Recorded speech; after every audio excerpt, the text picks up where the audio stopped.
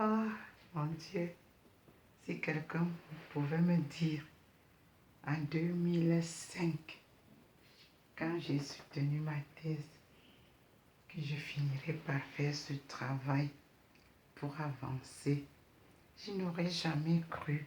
Mais je vous dis, mes frères et sœurs, rien n'est plus beau que les sacrifices qu'on fait sur la route d'une mission sacrée. Parce que ce que Dieu te donne à faire sur son chemin n'est jamais facile. Que quelqu'un ne vous trompe pas. Je vois Dieu, Dieu me parle, dès que je demande comme ça, il me donne, c'est faux. Tu mangeras à la sueur de ton front et tu réaliseras ta mission selon mon plan et ma volonté. Oui, sa volonté, c'est de te faire comprendre que pas à pas, on le suit, mais on n'est pas à la merci de qui que ce soit. C'est lui qui vous conduit, mais il ne veut pas vous voir paresseux. Et les épreuves sont rudes. Même ceux qui vous disent qu'ils vous aiment, il n'y a personne qui pourrait vous aimer comme Dieu. Parce que quand c'est dur, je crie, je dis, Seigneur, où es-tu? J'ai comme l'impression parfois qu'il se cache pour que je traverse l'épreuve, que je soulève le poids avec joie surtout. Ce qui est impressionnant sur la voie de Dieu, ceux qui ne le savent pas, c'est que toutes les épreuves que vous traversez, vous les traversez avec lui, avec beaucoup de souplesse. Je vous dis, parfois, on a comme l'impression que rien n'est lourd sur son chemin. Mais attention, ceux qui sont face à vous se demandent comment vous faites pour vous réaliser. Mes frères et sœurs, il n'y a pas autre miracle que d'accepter sa ligne de conduite, ses conseils, ses enseignements, ses épreuves. Parce que ces épreuves-là, c'est ça qui vous grandit. C'est par ces épreuves, ces rencontres avec des inconnus qui vous torturent, qui vous ennuient, qui vous déçoivent, qui vous aiment aussi. C'est lui qui les envoie sur votre chemin. Et quand ils sont sur votre chemin, non, ils ne vous comprennent pas parce que vous réalisez quelque chose dans l'invisible et dans le visible.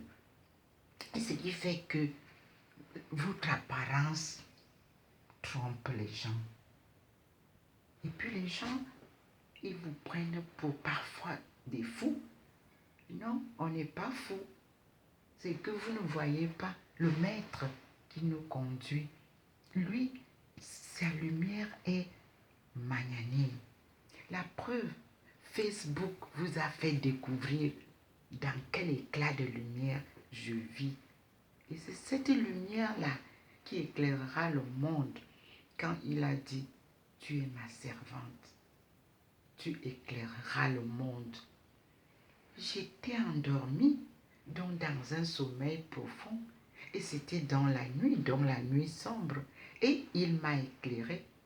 Cette nuit-là, du 10 août 1985, à la cité des Palmiers de Douala. Inoubliable nuit, inoubliable lumière, une inoubliable voix, une voix qui a tonné comme un tonnerre. Oui, et je n'oublierai jamais cette face de Jésus couronnée d'épines dont le sang était encore frais. Mais une couronne avec des herbes fraîches, vertes, et la couronne avec du bois frais, pas du fer. Oui, j'ai pas vu Dieu depuis que je circule. Je le répète et vous le répéterai toujours. C'est sa voix que j'entends et la personne que je vois, c'est Jésus-Christ. un Jésus noir. Je vous l'ai toujours dit. Je n'ai jamais vu Jésus blanc. Et je vois Marie. Je n'ai jamais vu Marie blanche. Toujours noire. Mes frères et sœurs, la boucle est bouclée.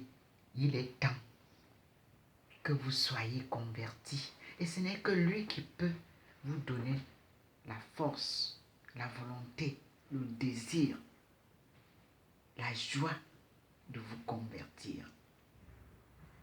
Cette conversion, pour ceux qui m'ont connu à Beijing, se souviendront en 1995, quand j'ai dit aux diplomates et étudiants à l'ambassade du Cameroun, convertissez-vous.